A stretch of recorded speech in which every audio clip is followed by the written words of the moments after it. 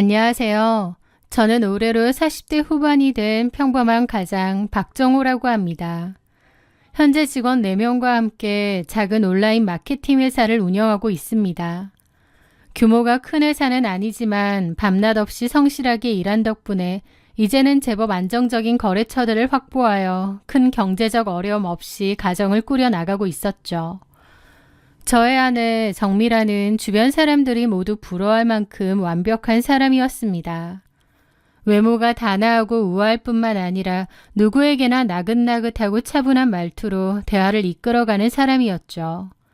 살림 솜씨도 뛰어나서 퇴근하고 집에 돌아오면 집안은 늘 먼지 하나 없이 정돈되어 있었고 식탁에는 정갈하고 맛있는 요리가 차려져 있었습니다.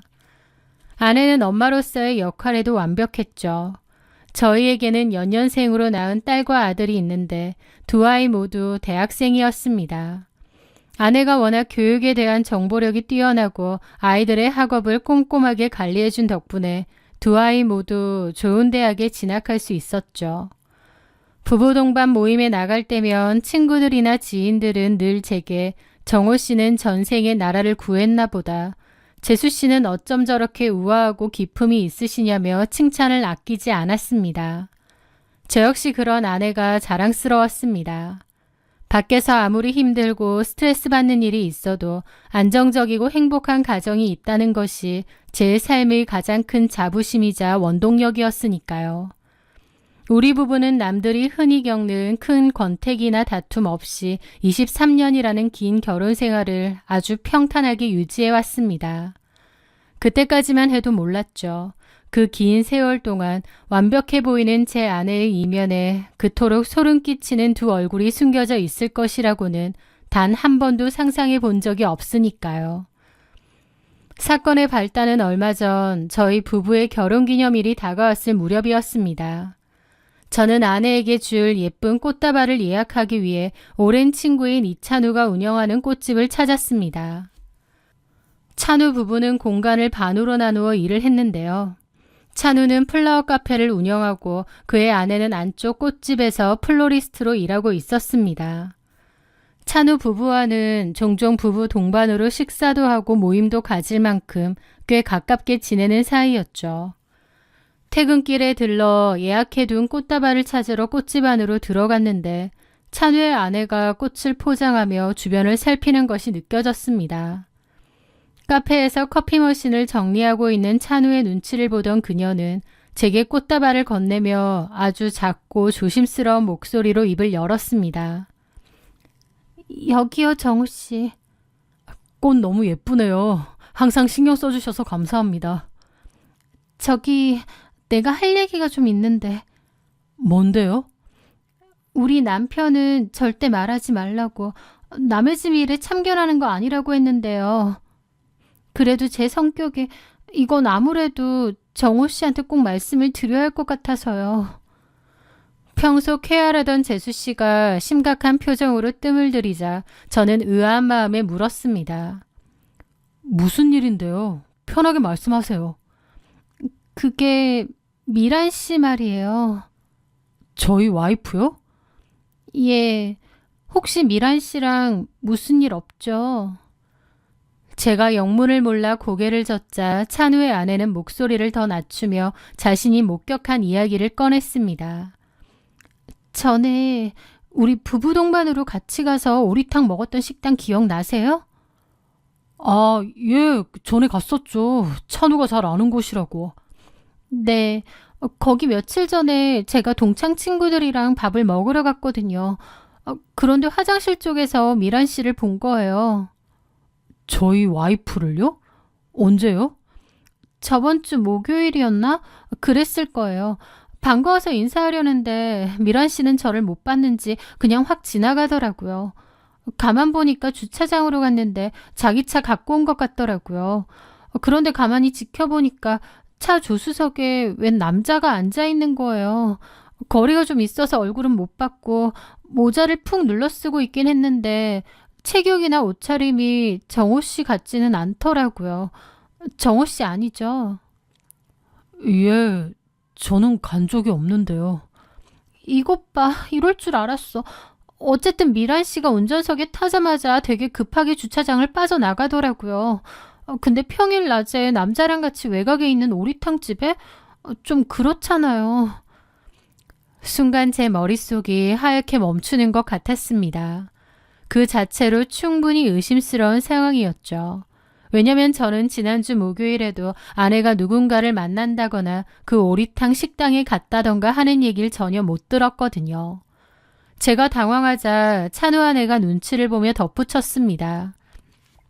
제가 상황을 오해한 걸 수도 있긴 해요. 일 때문에 만난 사람일 수도 있고 사실 우리 그이도 괜한 분란 일으키지 말고 입 꾹 다물고 있으라고 했는데 오늘 정호 씨가 와서 제가 하는 말이에요. 한번 슬쩍 알아보시는 게 좋지 않을까 싶어서 제가 괜한 걱정에 드리는 말씀이에요. 찬우 아내는 뭔가 신나는 가십거리라도 생긴 마냥 들떠서 말하더라고요. 말은 걱정이라지만 걱정이라기보다 호기심과 흥미가 가득한 얼굴이었죠. 그렇게 꽃집을 나서는 제 발걸음은 천근만근 무거웠습니다. 저는 차에 타기 전 카페 마감을 하던 친구 찬우에게 다가가 넌지시 이야기를 꺼냈습니다. 저기 찬우야, 재수씨가 미란이가 다른 남자랑 있다는 걸 봤다는데. 제 말에 찬우는 미간을 찌푸리며 깊은 한숨을 쉬었습니다. 입 조심하라고 그렇게 경고를 했는데 기어이 그 소리를 했냐? 야, 정호야, 신경 쓰지 마. 저 사람이 원래 동네 아줌마들이랑 남 얘기하고 이야기 만들어내는 거 좋아하는 성격이라 그래. 그래도 봤으니까 봤다고 한 거잖아. 그냥 아는 지인이었겠지. 쓸데없는 소리 신경 쓰지 마. 15년을 함께 살면서 단 한 번도 저를 실망시킨 적 없는 완벽한 아내였습니다. 사실 찬우 아내의 섣부른 오해일 확률이 컸죠. 제 아내가 그럴 사람이 아니었으니까요. 하지만 제 가슴 한구석에는 설명하기 힘든 찝찝한 앙금이 남았습니다. 집으로 돌아와 평소처럼 아내에게 꽃다발을 건넸습니다. 그리고 아내가 차려준 맛있는 저녁을 먹으며 와인잔을 부딪혔죠. 분위기가 무르익었을 즈음 저는 짐짓 아무렇지 않은 척하며 아주 가볍게 질문을 던졌습니다. 여보, 당신 혹시 저번 주에 그 외곽에 있는 오리탕집 갔었어? 찬우네 꽃집 갔더니 재수씨가 거기서 당신을 본 것 같다고 하더라고. 그 순간 와인잔을 닫고 있던 아내의 손이 아주 미세하게 멈칫하는 것을 보았습니다. 항상 차분하고 여유롭던 아내의 눈동자가 찰나의 순간 이리저리 흔들렸습니다. 오리탕집? 맞다. 갔었지. 누구랑? 남자랑 있었다던데. 제가 조금 더 구체적으로 묻자 아내의 태도가 돌변했습니다. 갑자기 얼굴을 붉히며 날카롭게 화를 내기 시작한 것입니다. 무슨 남자야. 보험하는 사람이야. 아는 지인인데 보험 상담차 만났다가 밥 먹은 거야. 아니 찬우 씨 와이프는 그런 말을 왜 전한대? 그냥 보험 상담하러 갔다가 밥이나 한 끼 먹은 걸 가지고 혼자 이상한 상상에서 그런 식으로 말을 옮겨? 진작에 알고는 있었지만 찬우 씨 와이프 진짜 별로다. 남의 가정 파탄 낼 일 있어? 내가 지금 당장 보험하는 지인한테 전화해서 확인시켜줄게. 그럼 되겠지? 아내가 휴대폰을 집어들며 길길이 날뛰자 오히려 제가 당황하고 말았습니다. 아내가 이렇게까지 화를 내며 결백을 주장하고 확인시켜 주겠다고 펄펄 뛰는 걸 보니 정말 찬우 아내가 상황을 심각하게 오해한 것이라는 확신이 들었습니다. 알았어. 내가 뭐 당신 의심해서 물어본 것도 아니고 그냥 재수씨가 봤다길래 반가워서 물어본 거지. 그만하네. 내가 찬우한테 재수씨 입조심 좀 시키라고 할게. 저는 아내를 달래며 상황을 무마했습니다. 제 마음속에 피어올랐던 작은 의심의 불씨는 그날 밤 완전히 꺼져버렸죠. 그리고 그 일은 제 머릿속에서도 희미해졌습니다. 그런데 그 후 여느 때와 다름없이 바쁘게 업무를 처리하고 있던 평일 오후였습니다. 제 휴대폰으로 경찰서에서 다급한 전화 한 통이 걸려왔어요. 여기 대학병원 응급실인데요. 박민성 보호자분 되시죠? 교통사고가 났는데 병원으로 와보셔야 될 것 같아요. 가슴이 철렁 내려앉았습니다. 하던 일을 모두 내팽개치고 사색이 되어 병원 응급실로 달려갔죠. 응급실에 도착해보니 아내는 이미 도착하여 울며 불며 아들의 침대 곁을 지키고 있었습니다. 의사 선생님의 말씀으로는 길을 건너다 배달 오토바이에 치여 다리 골절을 입었고 출혈이 조금 있어서 곧바로 수술실로 들어가야 한다는 것이었습니다. 생명에 지장이 있는 큰 사고는 아니었지만 수술 중 혹시 모를 상황을 대비해 수혈용 혈액을 준비해야 한다고 했죠.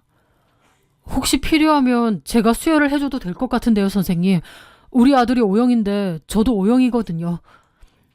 압이 된 도리로서 당장 뭐라도 해야겠다는 생각에 제가 다급하게 말했습니다. 그런데 차트를 들여다보며 수술을 준비하던 의사가 고개를 갸우뚱하며 저를 쳐다보는 거예요. 아버님 혈액형이 O형이라고요? 아드님 혈액형은 AB형인데요. 방금 응급 혈액 검사로 확인한 결과입니다. 그 말을 듣는 순간 벙 찌더라고요. 예? 그럴 리가요. 우리 아들이 AB형이라고요? 잘못 검사하신 거 아닙니까? 아니요. 응급 환자 혈액형 검사는 교차 검진까지 2번 진행하기 때문에 절대 틀릴 리가 없습니다. 아드님은 확실한 AB형입니다. 병원에 비치된 혈액으로 수혈할 테니 너무 걱정하지 않으셔도 됩니다. 의사는 무심하게 대답하고는 수술 동의서를 건네고 바쁘게 멀어졌습니다. 머릿속이 좀 혼란스럽더라고요. 저는 O형입니다. 그리고 제 아내는 A형이었죠. 그리고 저는 여태까지 아들이 O형인 줄 알았습니다. 그런데 AB형이라뇨. O형과 A형 부모 사이에서 AB형이 태어날 수 있나? 의아한 것도 잠깐. 일단 아들의 수술이 급했기 때문에 그 생각은 접어두었습니다. 다행히 아들의 수술은 잘 끝났고 크게 문제될 건 없었어요. 하지만 제 마음속엔 계속 의구심이 남아있었죠. 제가 뭔가 잘못 알고 있나 싶어서 검색을 해보니 정말로 O형과 A형 사이엔 AB형이 태어날 수 없다는 겁니다. 저는 그제야 뭔가 잘못됐구나 싶더라고요. 저는 아내에게 티를 내지 않고 평소처럼 행동했습니다. 대신 아들이 쓰던 칫솔과 빗에 엉킨 머리카락을 비닐팩에 담았습니다. 혹시나 하는 마음에 첫째 딸의 머리카락과 칫솔도 따로 챙겼고요. 다음 날 저는 그 유전자 샘플들을 들고 사설 유전자 검사 기관을 찾아가 제 유전자와의 친자 확인 검사를 의뢰했습니다. 결과를 기다리는 일주일은 제 평생 가장 길고 고통스러운 지옥이었습니다. 잠이 잘 오지 않고 많은 생각이 들더라고요. 그리고 마침내 일주일 뒤 회사로 친자 확인 검사 결과지가 담긴 우편물이 도착했습니다. 문을 걸어 잠그고 떨리는 손으로 봉투를 뜯었죠. 검사 대상자 1, 첫째 딸, 친생자 관계가 성립함. 검사 대상자 2, 둘째 아들, 유전자 불일치, 친생자 관계가 성립하지 않음. 결과지를 받아든 순간 입이 다물어지지 않았습니다. 첫째 딸은 제 딸이 맞는데 둘째 아들은 제 아들이 아니라는 거예요. 20년 동안 애지중지 키워온 내 아들 민성이가 내 핏줄이 아니라니. 바닥에 떨어진 결과지 위로 눈물이 뚝뚝 떨어졌습니다. 가만 생각해보니 저랑 판박이인 첫째 딸과 달리 둘째 아들은 유난히 저와 별로 닮지 않았어요. 아들들은 흔히 엄마를 닮으니 아내를 더 닮았나 보다 하고 말았는데 제 아들이 아니라니요. 그리고 그제야 며칠 전 찬운의 꽃집에서 찬운의 아내가 했던 말이 다시 뇌리를 스쳤습니다. 오리탕집 주차장, 아내의 조수석에 앉아 있던 모자를 푹 눌러 쓴 그 낯선 남자. 어쩌면 그 사람이 제 둘째 아들의 진짜 친부일지도 모른다는 생각이 들더군요. 아내에게 당장이라도 묻고 싶었죠. 하지만 저는 아무것도 하지 못했습니다. 당장 이 사실을 터뜨리는 순간 저의 완벽한 가정은 산산조각 난다는 게 두렵더라고요. 남의 자식을 20년 동안이나 키우고 아내에게 속은 그 바보 같은 남자가 저였습니다. 세상 사람들의 그 끔찍한 손가락질과 조롱을 제가 감당할 수 있을까? 두렵더라고요. 게다가 아무리 제 친자식이 아니라고 해도 그래도 제 아들이었습니다. 자신이 엄마의 불륜으로 태어난 사생아라는 사실을 알게 되었을 때 받을 그 거대한 상처와 충격은 또 어찌할 것인가. 그리고 아무 죄 없이 평화롭게 살고 있는 첫째 딸의 인생은 어떻게 되는 것인가. 생각이 꼬리에 꼬리를 물수록 저는 숨이 막혀왔습니다. 이 지옥 같은 진실을 나만 덮어두면 여전히 겉보기엔 남부럽지 않은 화목한 가정일 수 있었습니다. 하지만 진실의 판도라 상자를 여는 순간 우리 네 식구의 인생은 파멸의 늪으로 빠지게 될 것이 자명했죠. 저는 결국 말하지 않는 쪽을 선택했지만 정말 미칠 것 같은 심정이었습니다. 이걸 누구에게라도 털어놓지 않으면 당장이라도 숨이 멎을 것 같아 퇴근길에 친구 찬우의 꽃집을 찾아갔습니다. 카페의 셔터를 반쯤 내리고 마감 청소를 하던 찬우는 헬쑥해진 제 얼굴을 보고 깜짝 놀라더라고요. 정호야, 너 얼굴이 왜 그래? 무슨 일 있어?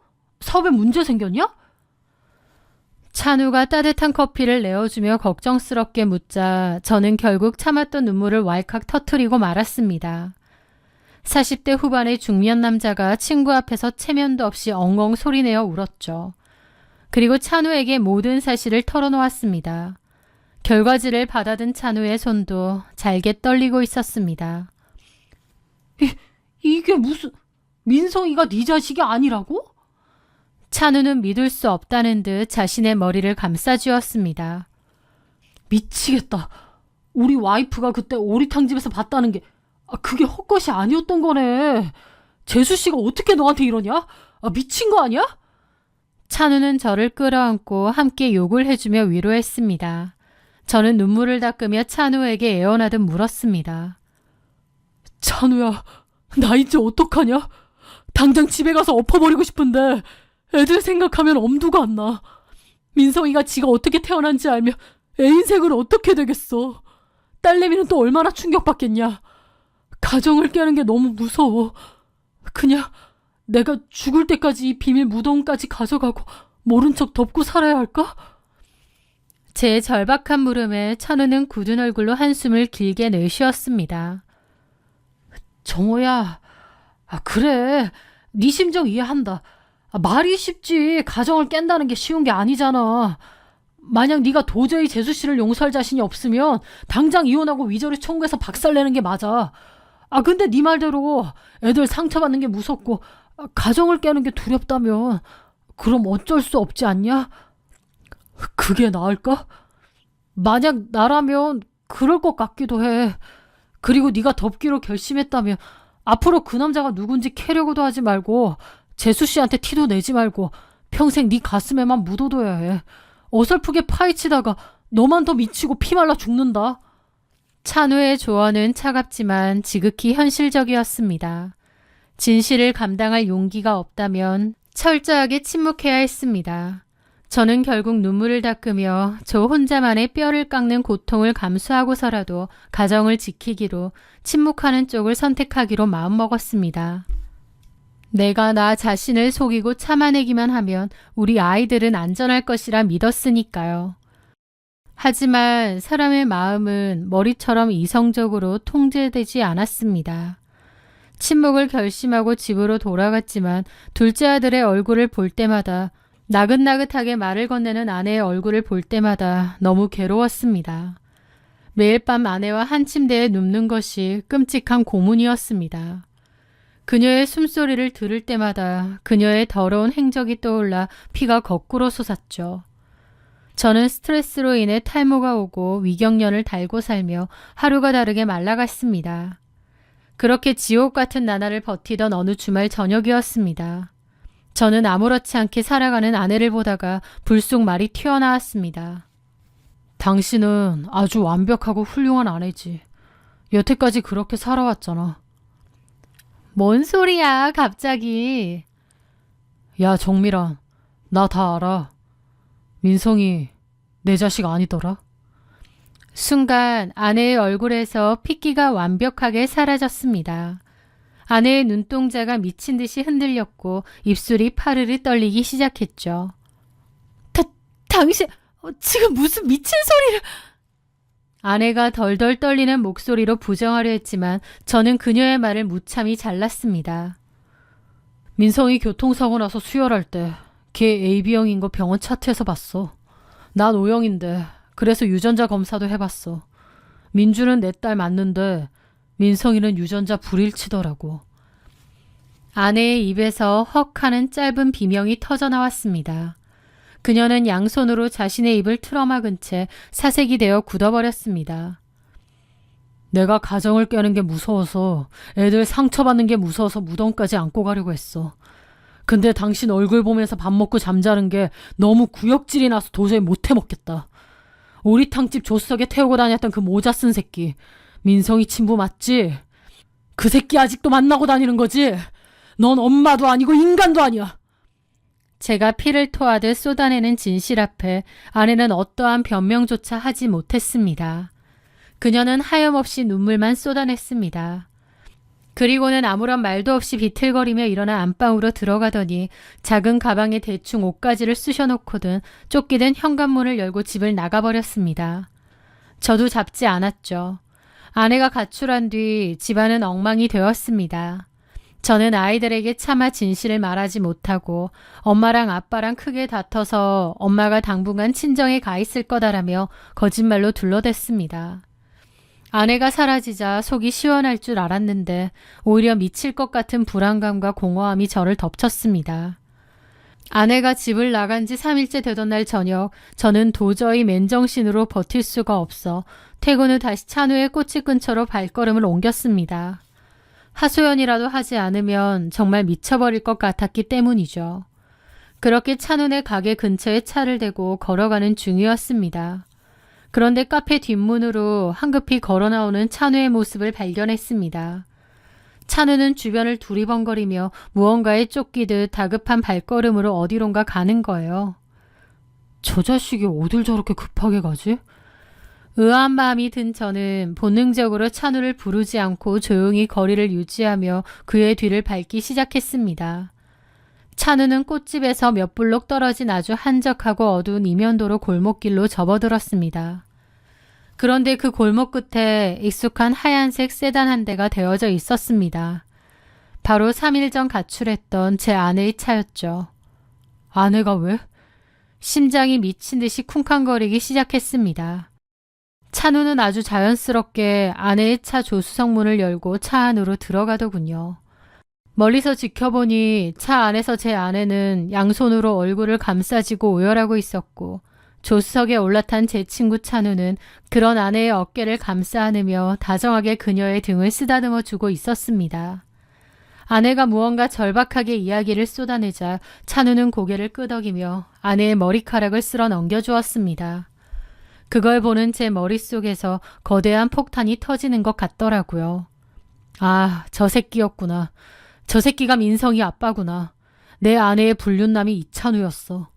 그걸 깨달은 저는 이성을 잃고 짐승처럼 울부짖으며 아내의 차를 향해 돌진했습니다. 그리고 찬우가 앉아있는 조수석 문을 미친 듯이 잡아뜯어 열어젖혔습니다. 조수석 문이 벌컥 열리자 찬우와 아내는 유령이라도 본 듯 사색이 되어 비명을 질렀습니다. 저는 찬우의 멱살을 쥐어틀고 차 밖으로 패대기 치며 악을 썼습니다. 이 개자식아! 설마 네 놈이었어? 민성이 애비가 내 마누라랑 20년 동안 놀아난 그 모자 쓴 새끼가 너였어? 전 바닥에 쓰러진 찬우의 멱살을 다시 움켜쥐고 미친 사람처럼 주먹을 휘둘렀습니다. 야, 이 쓰레기 같은 새끼야! 네가 사람이냐? 그래놓고 나한테 가정을 깨지 말고 평생 돕고 살라고 조언을 해! 네 놈 가정 지키고 네 더러운 불륜 숨기려고 나보고 죽을 때까지 바보 병신으로 살려고 한 거냐? 저는 이성을 완전히 잃었습니다. 배신감과 모멸감에 휩싸여 주먹이 찢어지는 것도 모른 채 찬우의 얼굴을 가격했죠. 찬우는 피를 흘리며 정호야 오해야 내 말 좀 들어봐라며 발버둥을 쳤지만 저는 그의 머리채를 사정없이 휘어잡고 바닥에 지니기며 악을 썼습니다. 아내가 차에서 뛰어내려 제 팔을 붙잡고 말렸지만 저는 아내마저 거칠게 밀어냈습니다. 바로 그 순간 골목 어귀에서 날카로운 비명소리가 들려왔습니다. 이게 무슨 짓이에요? 정호씨! 그만해요! 퇴근 준비를 마치고 남편을 찾으러 나왔던 찬우의 아내가 그걸 보고 놀라서 쫓아왔더군요. 왜 이래요? 왜 이 사람을 때려요? 재수씨가 오리탕집에서 봤던 그 남자, 그 조수석에 앉아있던 그 새끼가 바로 이놈입니다. 내 아들 민성이가 AB형이 나왔어요. 나는 O형이고 미란이는 A형인데 이 새끼 AB형이잖아요. 이 두 쓰레기가 20년 전부터 불륜을 저지르고. 제가 피를 토하듯 쏟아낸 진실 앞에 찬우의 아내는 그 자리에 얼어붙었습니다. 자신의 의심했던 남편의 외도가 사실이었을 뿐만 아니라 20년 지기 친구의 아내와 불륜을 저지르고 혼외자까지 낳아 친구에게 키우게 했다는 그 악마 같은 진실. 너무나도 거대하고 끔찍한 충격에 찬우의 아내는 헉헉거리며 숨을 몰아쉬더니 이내 눈이 뒤집히며 그 자리에서 의식을 잃고 쓰러지고 말았습니다. 여보! 여보! 찬우가 피투성이가 된 얼굴로 기어가 아내를 끌어안았고 골목길은 순식간에 아수라장이 되었습니다. 결국 구급차가 출동하여 쓰러진 찬우의 아내를 싣고 응급실로 향했습니다. 저는 그 자리에 허탈하게 주저앉았고 아내는 제 눈치를 보며 사시나무 떨듯 떨고 있었습니다. 다음 날 저는 아내를 윽박질러 자초지종을 캐물었습니다. 아내는 눈물을 펑펑 쏟으며 제 발밑에 엎드려 빌었습니다. 여보, 내가 진짜 죽을 죄를 지었어. 근데 당신이 생각하는 것처럼 20년 내내 그 사람이랑 불륜관계였던 건 절대 아니야. 정말이야. 그녀의 입에서 나온 병명은 구역질이 날 만큼 초라하고 이기적이었습니다. 저와 사소한 다툼으로 사이가 소원해졌을 때 우연히 찬우와 술을 마시게 되었고 외로움에 취해 딱 한 번 씻을 수 없는 실수를 저질렀다는 것입니다. 그 한 번의 실수로 덜컥 아이가 생겼지만 차마 가정을 깰 용기가 없어서 제 아이인 척 속이고 낳았다고 했습니다. 그 후로는 정말 아무 사이도 아니었어. 그냥 친구 안에 남편 친구로 지낸 게 다야. 그러다가 최근에 애 문제 때문에 잠깐 할 얘기가 있어서 만난 게 다야. 여보, 나 진짜 당신밖에 없어. 한 번만 용서해줘. 20년 동안 뻐꾸기처럼 남의 둥지에 알을 낳아 키우게 해놓고서는 이제와 단 한 번의 실수라며 변명하는 아내의 모습에 저는 실소를 금치 못했습니다. 개소리 하지 마. 네가 한 번이든 100번이든 내 친구놈 자식을 내 자식으로 속여서 내 등골을 20년 동안 빼먹은 사실은 변하지 않아. 넌 괴물이야. 내 인생에서 영원히 꺼져. 저는 아내의 변명을 단 1%도 믿지 않았습니다. 전날 밤 찬우와 몸싸움을 벌이면서 그의 머리채를 휘어잡았을 때 그의 머리카락 뭉치를 주머니에 넣어두었습니다. 그리고 그 머리카락과 둘째 아들 민성이의 유전자를 대조하는 친자확인 검사를 다시 의뢰했습니다. 며칠 뒤 예상했던 대로 검사 결과가 나왔습니다. 친생자 관계가 성립함. 민성이는 찬우의 친자식이 맞았습니다. 모든 심증이 완벽한 물증으로 변하는 순간이었습니다. 저는 이 기막힌 친자확인 결과지를 들고 곧장 변호사 사무실을 찾아갔습니다. 이혼소송 진행해 주십시오. 그리고 이찬우, 그 쓰레기 새끼한테 제가 청구할 수 있는 상간남 손해배상 소송도 같이 걸어주십시오. 제가 이혼과 소송을 통보하자 아내는 집에서 쫓겨나 친정으로 도망갔습니다. 아내의 가족들조차 그녀의 더러운 행적에 경악하며 얼굴을 들지 못했죠. 찬우의 가정 역시 박살이 났습니다. 응급실에 실려갔던 찬우의 아내는 의식을 되찾은 후 남편의 추악한 배신에 치를 떨었습니다. 하지만 그녀는 자식들 때문에 그리고 가정을 지키겠다는 본인의 의지로 찬우와 이혼은 하지 않기로 결정했습니다. 대신 그녀는 제 아내인 정미라는 상대로 상간녀 위자료 청구 소송을 걸었습니다. 두 가정을 파탄낸 이찬우와 정미라는 각자 배우자들에게 쌍방으로 상간소송을 당하며 법정에서 그들의 더러운 밑바닥을 세상에 드러내게 되었죠. 하지만 이 모든 소송과 복수 과정 속에서 제가 가장 견디기 힘들었던 것은 바로 아이들의 상처였습니다. 첫째 딸은 엄마의 불륜 사실을 알고 큰 충격에 빠졌고 무엇보다 둘째 아들 민성이가 겪은 고통은 이루 말할 수 없었습니다. 20살, 이제 막 대학에 입학하여 세상으로 첫 발을 내디딘 아들은 자신이 평생 아빠라고 믿고 존경했던 제가 친아빠가 아니라는 사실, 그리고 엄마가 아빠의 친구와 불륜을 저질러 자신을 낳았다는 끔찍한 진실을 모두 알게 되었습니다. 민성이의 울음을 보는데 저 역시 가슴이 찢어지는 것 같았습니다. 20년을 내 핏줄인 줄 알고 입히고 먹이며 키웠습니다. 친구의 얼굴이 보이는 아들이 밉지 않다면 거짓말이겠지만 아이가 무슨 죄가 있겠습니까? 민성이는 그 사건 이후 아내에게 전화를 걸어 당신 같은 사람이 내 엄마라는 게 너무 끔찍하고 역겹다며 완벽한 절연을 선언했습니다. 그리고 다니던 대학교를 즉시 휴학한 뒤 도망치듯 군대에 입대해버렸죠. 저는 이혼소송과 상간소송에 이어 이찬우를 상대로 또 하나의 소송을 추가로 제기했습니다. 바로 과거 양육비 반환 청구 소송 및 부당이득 반환 청구였습니다. 내 핏줄도 아닌 남의 자식을 20년 동안 속아서 키운 비용, 식비, 교육비, 병원비 등 제가 지출해야 했던 모든 경제적 비용을 토해내라는 소송이었습니다. 재판 과정은 길고 지루했으며 저의 영혼을 갉아먹는 시간이었습니다. 하지만 저는 포기하지 않았습니다. 병원은 그들의 극심한 기만 행위와 불륜을 인정하며 저의 이혼 청구를 인용했고 이찬우에게도 막대한 위자료와 양육비를 토해내야 했죠. 모든 법적 절차가 끝나고 완벽하게 혼자가 되었을 때 저는 텅 빈 거실에 홀로 앉아 멍하니 천장을 바라보았습니다. 남들이 부러워하던 완벽한 가장의 타이틀, 화목했던 내 식구, 40대 후반이 될 때까지 제가 쌓아올렸다고 믿었던 그 모든 인생의 탑이 사실은 모래성보다 못한 거짓말 위에 세워져 있었다는 사실이 저를 뼛속 깊이 허무하게 만들었습니다. 가끔은 길을 걷다가도 심장이 조여오고 20년의 세월을 도둑맞았다는 생각에 억울해서 피눈물이 날 때도 있습니다. 내 인생이 송두리째 망가져버렸다는 참담함에 밤잠을 설치고 수면제에 의존해야 하는 날들도 적지 않았습니다. 이 깊고 거대한 상처가 온전히 치유되려면 앞으로 제게 남은 모든 생을 다 바쳐도 부족할지 모릅니다. 저를 기만하고 제 자식들의 가슴에 지옥 같은 대못을 박은 정밀환과 이찬우.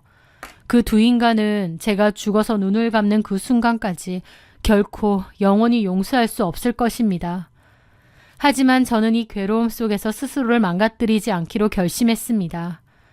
제 인생의 20년이 거짓이었다고 해서 앞으로 남은 제 인생마저 그렇게 둘 순 없기 때문입니다. 비록 가슴 한구석에 뻥 뚫린 구멍에서 계속 찬바람이 불어오겠지만 밥을 챙겨 먹고 회사를 나가고 직원들과 인사를 나누며 꿋꿋하게 오늘을 살아갈 것입니다. 군대에 간 불쌍한 민성이와 큰 충격에 빠진 딸아이를 위해서라도 흔들리지 않는 든든한 어른으로 이 자리에 버티고 서 있어야 하니까요. 지옥 같은 시련 속에서도 삶은 계속되어만 합니다. 저는 이제 헛된 허상에 속지 않고 비록 상처투성일지라도 진실되고 단단한 저만의 남은 삶을 묵묵히 걸어가려 합니다. 제 길고 아픈 이야기를 끝까지 들어주셔서 진심으로 감사드립니다.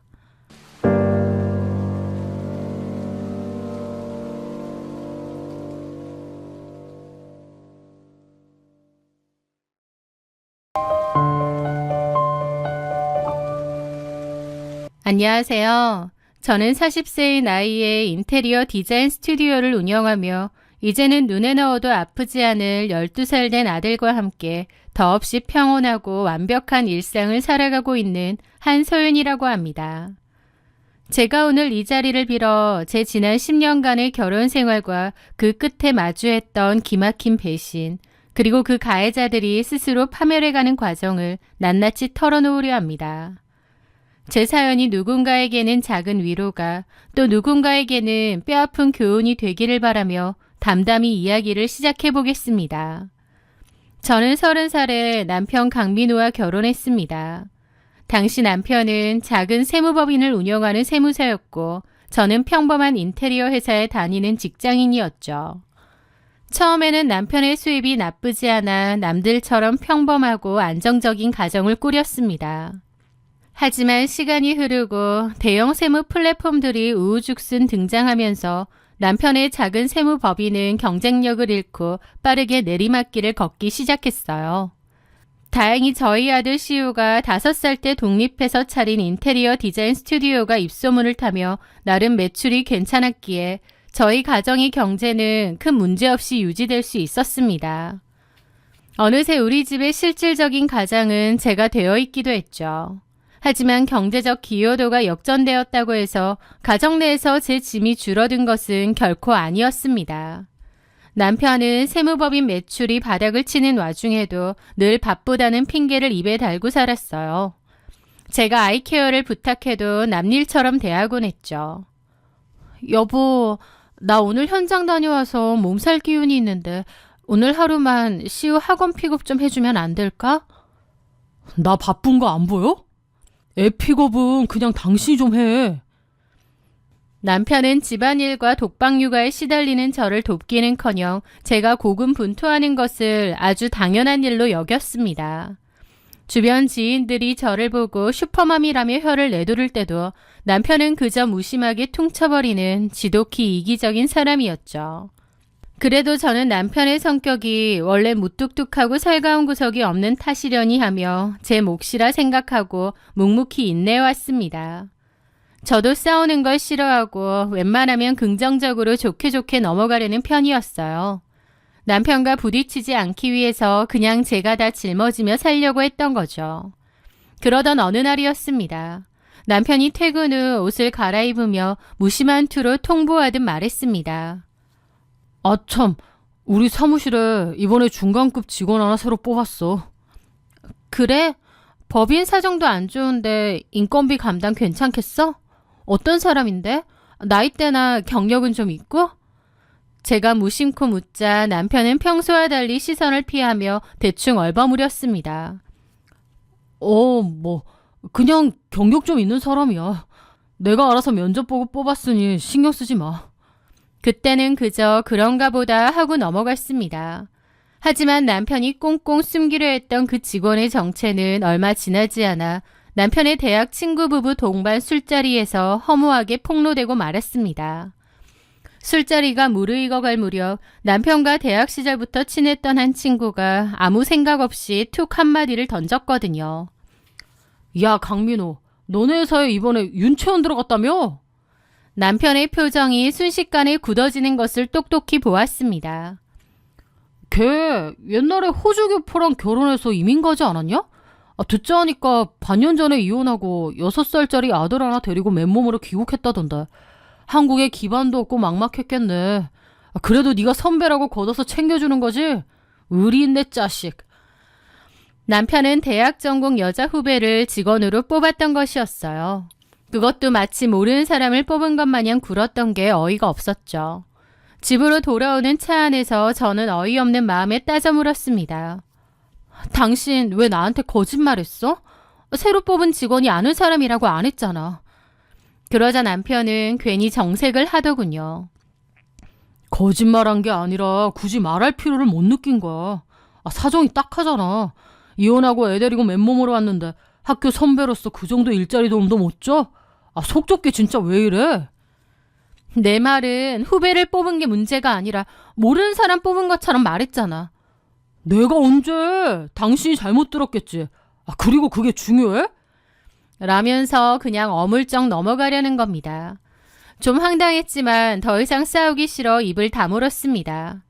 하지만 그때부터 저의 쎄한 촉은 어떤 경고음을 울리기 시작했던 것 같아요.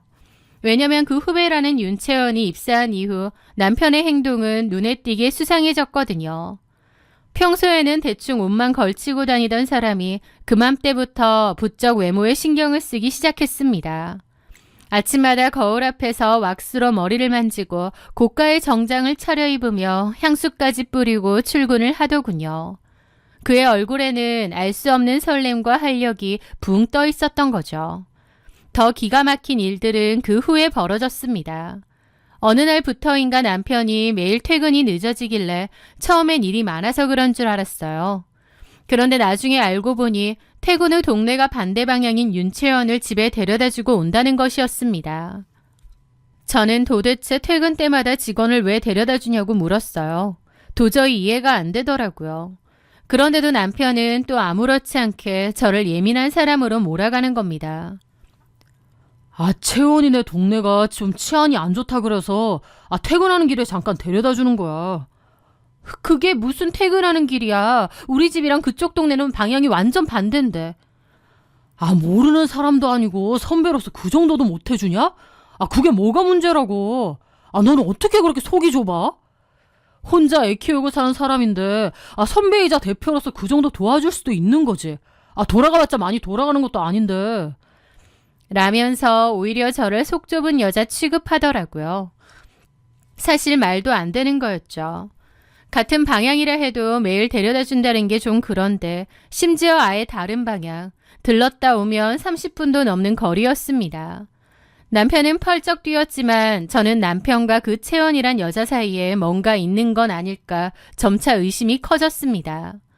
그러던 중 정말 기막힌 일이 있었습니다. 남편이 윤채연만 집에 데려다 주는 게 아니었더라고요. 종종 윤채연의 6살짜리 아들이 다니는 유치원 하원까지 해준다는 거예요. 남편이 제게 말한 건 아니고 우연히 알게 되었습니다. 저는 거기서 완전 폭발했죠.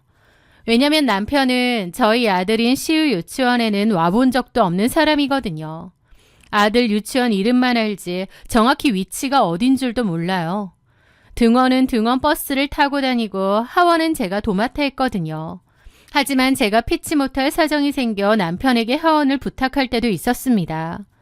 그때마다 남편은 바쁘다며 단칼에 거절하더라고요. 애 아빠라는 사람한테 애 하원 좀 대신 해달라는데 바로 거절이라뇨. 어이가 없었지만 화내서 뭐 하나 하고 이해하려 했습니다. 그런데 그런 사람이 남의 자식 하원을 시켜주려 다닌다니요. 이루 말로 표현할 수 없는 깊은 배신감이 들었습니다. 그 일로 남편과 저는 대판 싸우게 되었어요. 남편은 그저 몇 번 개인 사정 때문에 도와준 것뿐이라고 목소리를 높였고 저는 남의 아들을 그렇게 챙기는 게 말이 되느냐고 소리쳤죠. 남편은 끝까지 그냥 후배가 불쌍하고 안 돼서 도와준 것뿐이라고 우겨대더라고요. 그날 정말 크게 싸우고 그 이후로 일주일 넘게 거의 대화도 하지 않고 냉전이었습니다. 제 입장에선 당연히 서운한 건데 남편은 이해를 못 하더라고요. 아니, 이해를 하고 싶지 않았겠죠. 저는 남편 회사에서 일하는 그 윤채연이라는 여자가 너무 신경 쓰였습니다. 그러다 사건이 터진 것은 어느 주말 오후였습니다. 남편이 공구 상자를 챙겨 들고 현관을 나서길래 어디 가냐고 묻자 아무렇지 않게 대답하는 거예요. 채원이네 집 도어락 고장났대서 좀 갈아주려고. 순간 저는 이성의 끈이 툭 끊어지는 것을 느꼈습니다. 작작 좀 해. 지금 뭐 하자는 거야? 하다 이제 그 여자 집안까지 기어들어가서 도어락을 갈아준다고? 진짜 미친 거 아니야? 사람 부르면 될 일을 왜 당신이 나서는데? 그게 뭐라고 또 난린데. 길 가는 사람 붙잡고 물어봐. 누가 이상한 건지. 당신 그 여자랑 도대체 뭔 사이야? 진짜 또 의심병 시작하네. 요즘 왜 그래? 정신과 나가봐. 남편은 저를 완벽한 미친 여자 취급하며 문을 쾅 닫고 나가버렸습니다.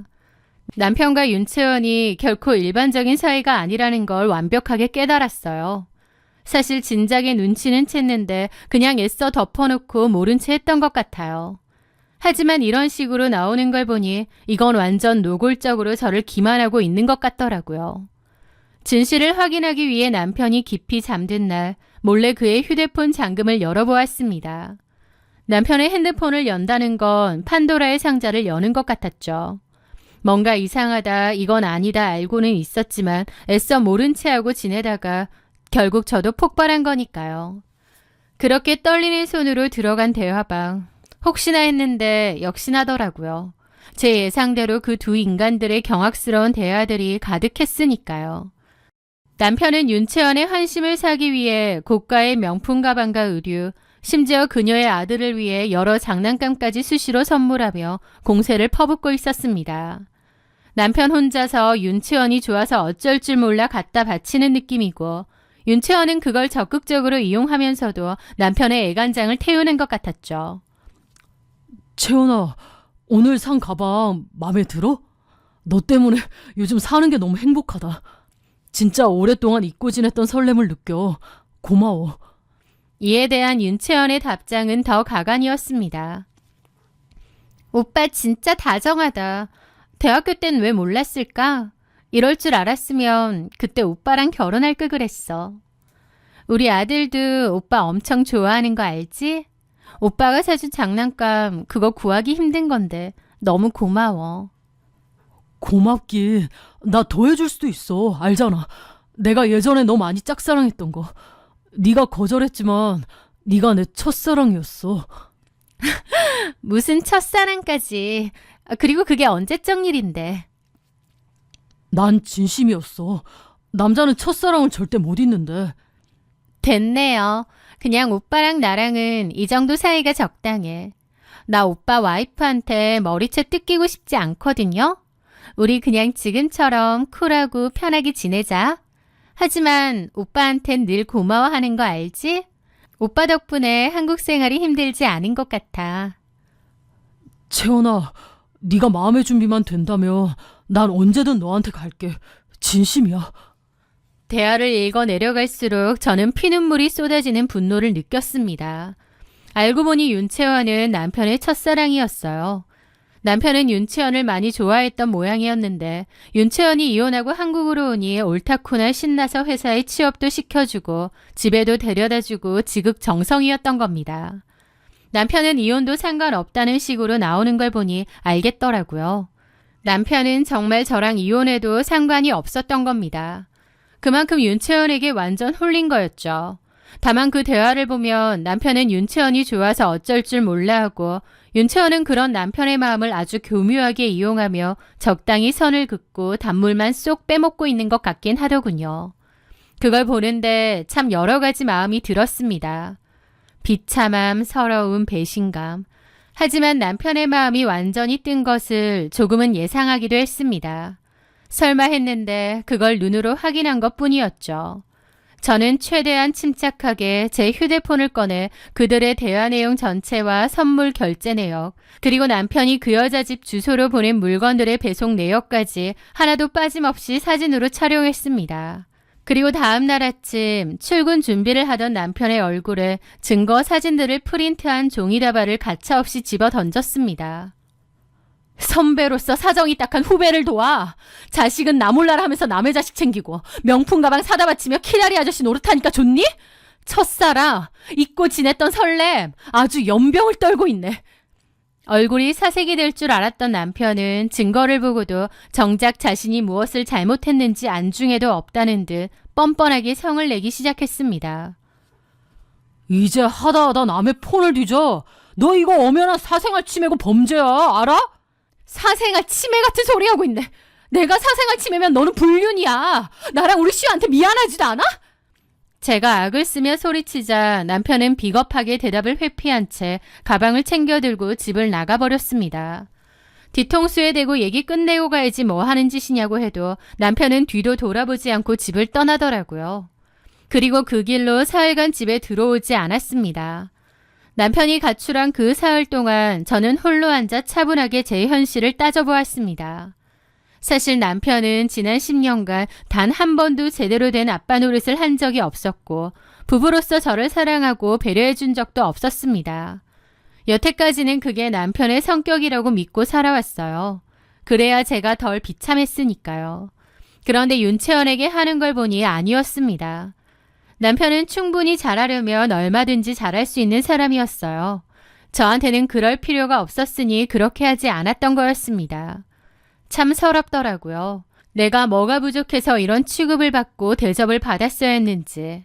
남편 놈은 그 윤채원이란 여자가 그렇게 좋았으면 그 여자랑 잘해볼 생각을 하지. 왜 애먼 나랑 결혼을 했는지. 왜 나를 꿩 대신 닭 취급을 했는지. 억울하고 분하더라고요.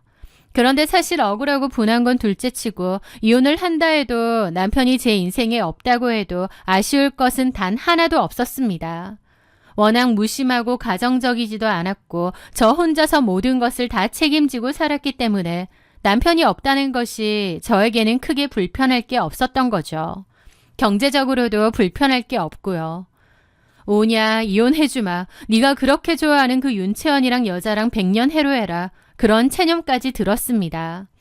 그렇게 저도 어느 정도 마음 정리를 하고 있던 차에 사흘 만에 현관문을 열고 들어온 남편이 제 앞에 마주 앉아 참으로 기가 막힌 헛소리를 내뱉었습니다. 서윤아, 아무리 생각해도 우리 사이는 이미 끝난 것 같다. 그냥 이혼하자. 사흘 만에 집으로 돌아온 남편은 미안한 기색은커녕 오히려 아주 당당하고 결연한 표정으로 제 앞에 마주 앉았습니다. 안 그래도 제가 먼저 이혼하자고 할 참이었는데 남편은 본인이 먼저 피해자라도 된 양 이혼을 요구하더라고요. 참 기가 막혔죠. 진짜 끝까지 뻔뻔하네. 왜? 윤채영 그 여자랑 본격적으로 새살림이라도 차리고 싶어졌어? 제가 비꼬듯 묻자 남편은 헛기침을 하며 아주 논리적인 척 변명을 늘어놓기 시작했습니다. 말은 똑바로 해. 너랑 이혼하는 건 우리가 안 맞아서 그런 거지 채연이 때문이 아니야. 채연이랑 나랑은 아무 사이도 아니야. 작작 좀 해. 사람이 바보로 보여? 눈 가리고 아웅하는 거야 뭐야. 윤채원한테 예전에 첫사랑이라고 하고 금방이라도 이혼하고 같이 살자고 했는데 그게 바람이 아니라고? 바람 아니라니까? 나랑 채원이는 육체적인 관계를 맺은 적도 없어. 단둘이 모텔을 간 것도 아니고 잠자리를 한 것도 아닌데 무슨 바람이야. 그러니까 나한테 유책 배우자니 뭐니 덮어씌울 생각하지 마. 우린 그냥 성격 차이로 합의혼하는 거야. 자신의 행동이 육체적 관계가 없었으므로 불륜이 아니다라고 우기는 남편의 그 무식하고도 뻔뻔한 논리에 저는 차갑게 코웃음을 쳤습니다. 육체적 관계가 없으면 바람이 아니야? 매일 밤 남의 집 앞에 찾아가고 남의 자식 하원시켜주고 수백만 원짜리 명품 가방 사다 바치면서 너 때문에 설렌다고 카톡을 주고받은 게 불륜이 아니면 뭔데? 나는 당신이 윤채원이랑 앉았다고 하는 것도 못 믿겠지만 설령 육체적인 관계가 없었다고 해도 이건 바람이야. 당신이 쓴 카드 내요. 당신 폰에서 찍어둔 카톡 증거들. 그거 다 법원에 내면 판사님이 참 순수한 선후배 관계네요 하고 인정해 주시겠다. 그치? 남편의 얼굴이 미세하게 굳어졌습니다. 저는 여유롭게 소파에 기대어 쐐기를 박았습니다. 사람 바보 만드는 것도 아니고 나도 억울하고 분해서 이렇게는 이혼 못 해주지. 법정 가서 이 추잡한 수작질 증거들 전부 까발릴 거야. 나 당신하고 윤채원한테 위자료 제대로 받아야겠거든. 당신하고 윤채원한테 상간소송 걸 거야. 제 입에서 윤채원 상간소송이라는 단어가 나오는 순간 남편의 눈빛이 눈에 띄게 흔들리기 시작했습니다. 덜컥 겁을 먹은 듯 목소리가 다급해졌거든요. 야, 한소유, 너 이렇게 독한 여자였냐? 채원이는 아무 죄도 없어. 우린 아무 사이도 아니라고. 그냥 내가 불쌍해서 챙겨준 것뿐인데 왜 애먼 사람을 잡아? 윤채원이 왜 아무 죄가 없어? 유부남인 거 알면서 온갖 거 다 받아 챙기고 너 알뜰살뜰 이용해 먹더만. 이럴 줄 알았으면 오빠랑 결혼할 걸 하면서 꼬리친 게 죄가 아니면 뭔데? 저기 소윤아, 그래, 내가 다 잘못했다. 나한테 위자료 소송하는 거 그것까진 내가 못 말려. 근데 채원이한테는 하지 마. 웃기고 자빠졌네. 난 내일 당장 변호사 사무실 가서 둘 다 소장 날릴 거야. 아니면 윤채원 찾아갈까? 그게 더 나으려나? 사람이 좋게 좋게 넘어가 주니까 바보 호구로 보여? 나도 더 이상은 안 참아. 네가 뭔데 사람을 이런 취급해? 저는 화가 머리 끝까지 나서 따졌습니다. 그리고 자리에서 일어나 안방으로 들어가려 하자 남편이 다급하게 제 팔을 붙잡았습니다. 그리고는 참 우스운 거래를 제안하더라고요. 잠깐만, 서윤아, 소송을 하지 마, 제발. 네가 해달라는 거 다 해줄게, 어? 야, 너 그 여자가 그렇게 좋아? 너랑 같이 살아온 마누라의 자식 새끼는 보이지 않을 정도로 그 여자가 그렇게 좋냐고. 네가 어떻게 나한테 이럴 수가 있니? 여자한테 미쳐도 어떻게 이렇게 미칠 수가 있냐고. 당신이랑 시우 위해서라도 일 크게 만드는 거 좋지 않잖아. 그냥 깔끔하게 합의 이혼해줘, 어? 싫다니까? 저기, 내가 당신한테 다 보상할게, 돈으로라도. 보상? 세무법인 망해가서 빚만 쌓여가는 주제에 무슨 돈으로 보상을 해? 얼마 줄 수 있는데? 내 분통 터지는 심정, 억울함, 그거 다 돈으로 보상할 수 있어? 남편은 잠시 망설이더니 굳게 다물고 있던 비밀 하나를 털어놓았습니다. 사실 몇 년 전에 우리 아버지 돌아가셨을 때 당신 몰래 아버지가 나한테만 몰래 남겨주신 개인 통장이 하나 있어. 법인이나 우리 집 재산이랑은 전혀 상관없는 내 차명 계좌인데. 저는 정말이지 처음 듣는 이야기였습니다. 남편은 아내인 저에게조차 아예 말하지 않은 거죠. 남편도 그렇고 돌아가신 아버님도 저한테 비밀로 하라고 했다는 게 너무 기가 막히더라고요. 도대체 남편도 그렇고 시댁 식구들도 그렇고 저를 뭘로 생각했는지. 그런 돈이 있었다고? 거기에 현금으로 돈이 좀 있어. 많지는 않고 한 1억 정도 되는데. 1억? 세상에, 아버님이 당신한테만 몰래 전했다고? 진짜 기가 막히네. 네가 조용히 이혼 서류에 도장 찍어준다며 통장에 있는 돈 다 너한테 위자료로 넘길게. 대신 위자료 소송 없이 조용히 넘어가 주라. 그냥 협의 이혼으로. 그리고 시우 양육권도 네가 가져가. 양육비도 꼬박꼬박 줄게. 더 이상 실망할 것도 없다고 생각했는데 그 숨겨진 계좌에게까지 들으니까 정말 정이 털리더라고요. 인간적인 배신감은 이미 바닥을 뚫고 내려간 지 오래였지만 저는 이 분노를 감정적으로 소모하지 않기로 했습니다. 머리를 차갑게 식히고 현실적으로 계산기를 두드려 보았죠. 유책 배우자인 남편과 상간녀를 상대로 소송을 진행하면 제가 승소하더라도 받을 수 있는 위자료는 기껏해야 3천만 원에서 5천만 원 선일 것입니다. 하지만 승소도 확실하지는 않은 게 사실 증거에서 남편 말 맞다나 두 사람이 육체적인 관계를 했다는 증거는 없었어요. 그런 냄새는 피웠지만 결정적인 증거가 없었던 거죠. 어쩌면 정말 육체적인 관계까지는 없었을지도 모르고요. 법적으로는 육체적인 관계가 있느냐가 중요한데 그런 점에서 보면 제가 좀 불리하기도 했습니다. 승소한다는 보장이 없었죠. 하지만 남편이 제시한 금액이 소송으로 받을 수 있는 위자료보다 더 높은 금액이기도 했고 시간을 질질 끄는 소송보다 확실한 현금을 챙기고 시후의 양육권까지 확보하는데 더 실속 있는 선택이라는 판단이 서더라고요. 나 당신 말 100% 못 믿어. 정확히 유산받은 금액이 얼마인지 제대로 증명해야 될 거야. 그리고 그건 당신이 나한테 위자료 목록으로 주는 돈이니까 재산 분할하고는 별개야. 재산 분할은 별도로 하자고. 그리고 양육비하고도 별개고. 내가 변호사 사무실 가서 얘기하고 합의서 마련할 테니까 거기에다 도장 찍어. 그럼 나도 네 소원대로 소송 없이 조용히 끝내줄게. 남편은 윤채연을 지켜냈다는 안도감에 휩싸여 그러겠다고 하더라고요. 저는 다음날 변호사와 상담을 했고 남편이 아버님으로부터 따로 받은 돈이 1억이 맞다는 것을 확인했습니다. 그렇게 저는 숨겨진 유산 전액을 제 명의로 이체받았고 별개로 재산 분할과 시후의 양육권 친권, 양육비 지급 약속까지 법적으로 완벽하게 공증을 받았습니다. 그리고 저는 약속대로 합의이혼 서류에 도장을 찍어주었죠. 그렇게 10년의 결혼 생활은 서류 몇 장으로 허무하고도 깔끔하게 끝이 났습니다. 이혼이 성립되자마자 남편은 마치 감옥에서 출소한 사람처럼 기다렸다는 듯이 자유를 만끽하며 돌아다녔습니다. 그는 주변 지인들과 대학 동기들에게 전화를 돌리며 자신이 본처와 자식을 버리고 윤채연과의 진짜 사랑을 찾아 이혼했다는 사실을 훈장이라도 되는 양 사방에 떠벌리고 다녔거든요. 조만간 윤채연이랑 재혼할 거니까 다들 축하해줘라라며 마치 로맨스 영화의 남자 주인공이라도 된 듯 취해 있었죠. 하지만 이들의 지독한 기만과 착각의 대가는 이혼 후 채 8개월도 되지 않아 참으로 기괴하고도 완벽한 파멸로 돌아왔습니다. 저는 남편의 친구 와이프이자 저랑도 친한 친구에게 모든 전말을 다 전해 듣게 되었는데요. 이혼 후 법적으로 완벽한 싱글이 된 전 남편은 그 길로 곧장 윤채연에게 달려가 정식으로 청혼을 한 모양이더라고요. 자신의 모든 것을 걸고 이혼까지 불사하며 달려온 전 남편은 당연히 윤채연이 감동의 눈물을 흘리며 자신의 품에 안길 것이라 단단히 착각했나 보더라고요. 하지만 윤채연의 반응은 그의 예상과는 180도 달랐던 모양이었습니다.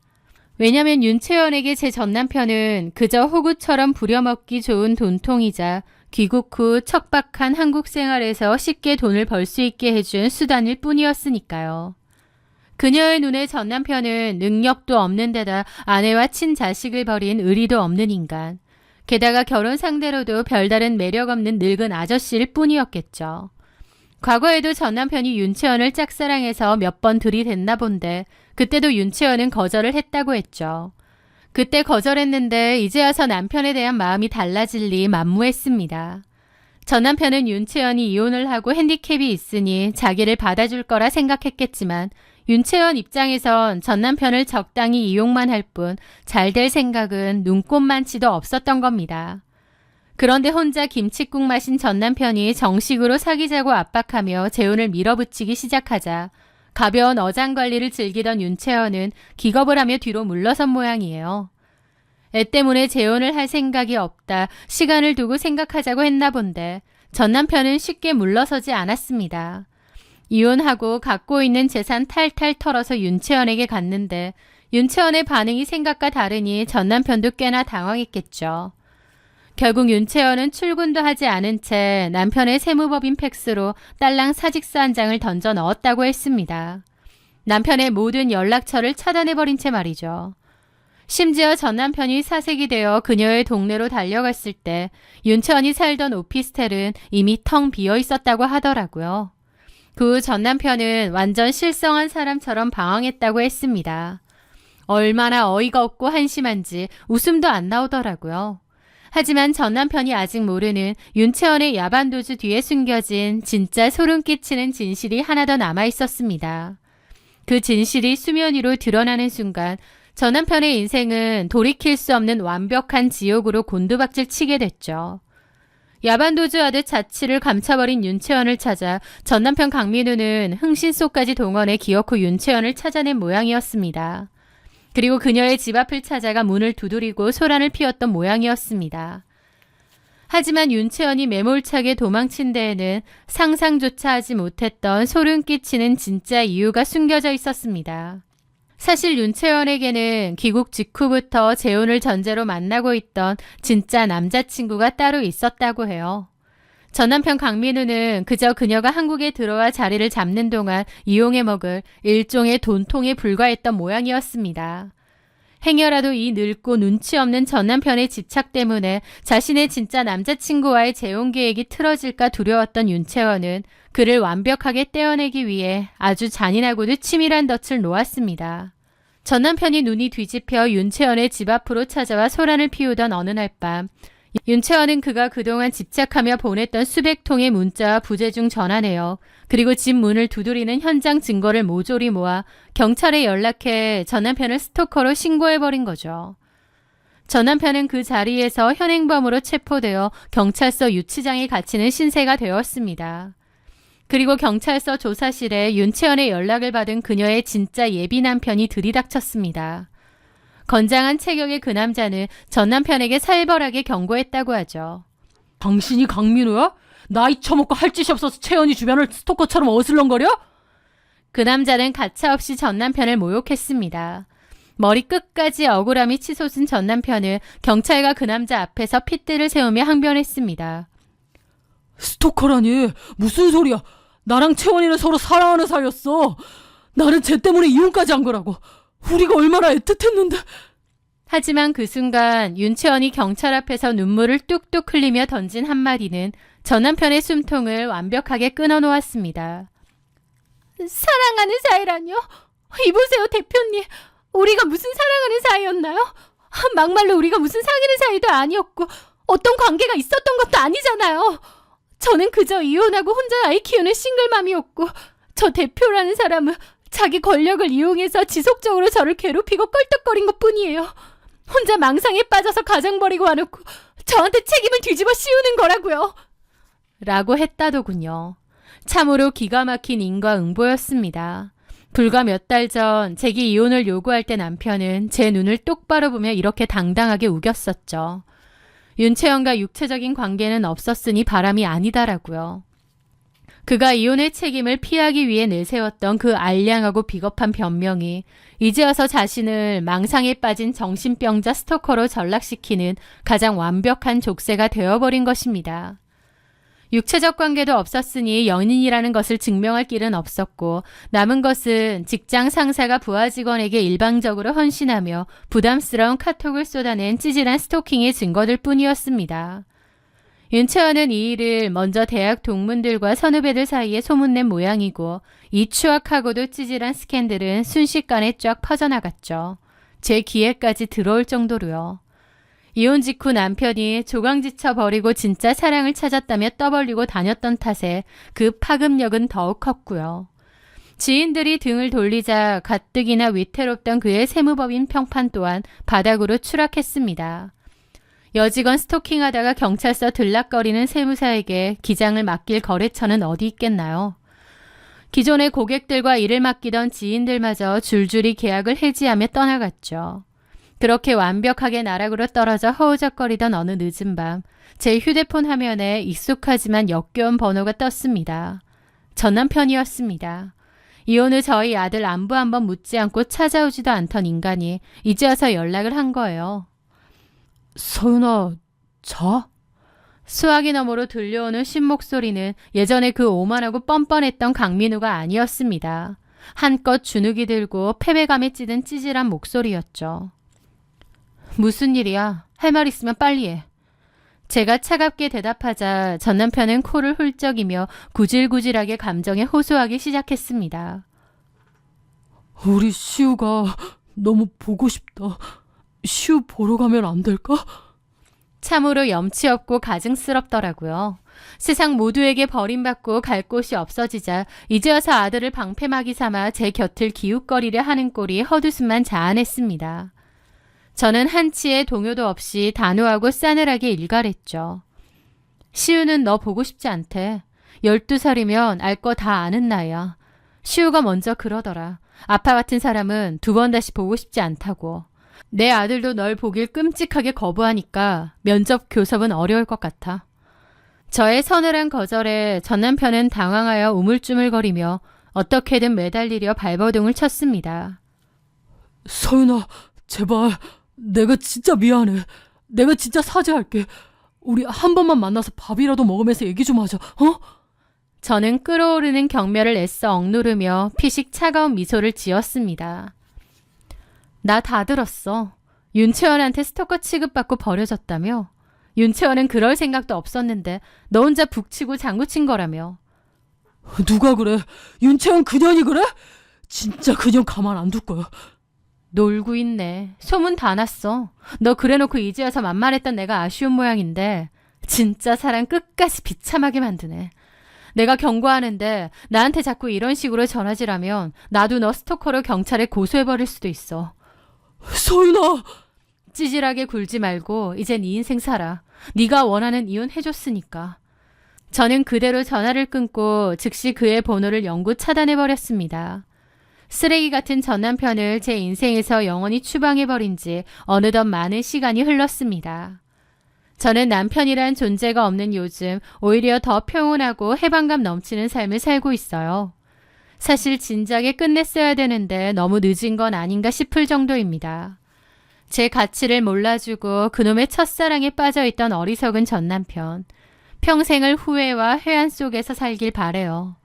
저는 남편 없이도 이혼이라는 딱지를 달고서도 얼마든지 당당하고 눈부신 삶을 스스로 개척해 나갈 수 있음을 제 삶으로 증명해내고 있으니까요. 저의 길고도 지독했던 그리고 이제 당찬 홀로 서기를 시작할 제 이야기를 들어주셔서 진심으로 감사합니다.